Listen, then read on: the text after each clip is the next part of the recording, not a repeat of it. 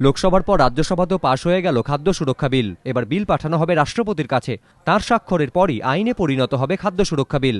সোমবার রাজ্যসভায় খাদ্য সুরক্ষা বিল নিয়ে দিনভর টানটান বিতর্ক হয়। আগাগোড়া উপস্থিত ছিলেন প্রধানমন্ত্রী মনমোহন সিংহ।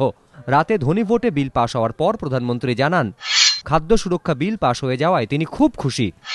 যদিও লোকসভার মতো রাজ্যসভাতেও খাদ্য সুরক্ষা বিলের পথ সুগম ছিল না। সারাদিনের বিতর্কে অংশ নেন মোট ৩৭ জন সাংসদ। বিজেপি ও সমাজবাদী পার্টি সহ অন্যান্য বিরোধীরা বেশ কিছু সংশোধনী আনেন, কিন্তু সবকটি সংশোধনী খারিজ হয়ে যায়। শেষ পর্যন্ত বিল পাশ হলেও বিরোধীদের অভিযোগ, খাদ্য সুরক্ষা বিল নির্বাচনী চমক ছাড়া আর কিছুই নয়। যদিও জবাবি ভাষণে কেন্দ্রীয় খাদ্যমন্ত্রী কেভি থমাস আশ্বাস দেন, খাদ্য সুরক্ষা আইন কার্যকর করতে রাজ্যগুলিকে সব ধরনের সাহায্য করবে কেন্দ্র। পাশাপাশি তিনি বলেন, প্রকল্পটি প্রয়োগের সময় বিরোধীদের সব ধরনের গঠনমূলক পরামর্শ মাথায় রাখবে সরকার।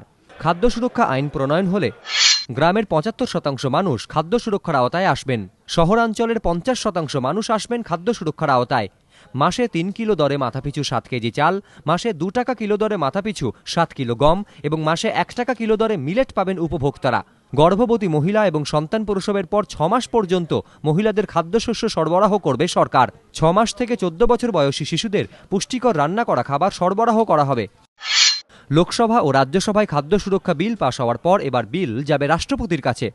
রাষ্ট্রপতির স্বাক্ষরের পরই আইনে পরিণত হবে খাদ্য সুরক্ষা বিল। এবিপি আনন্দ।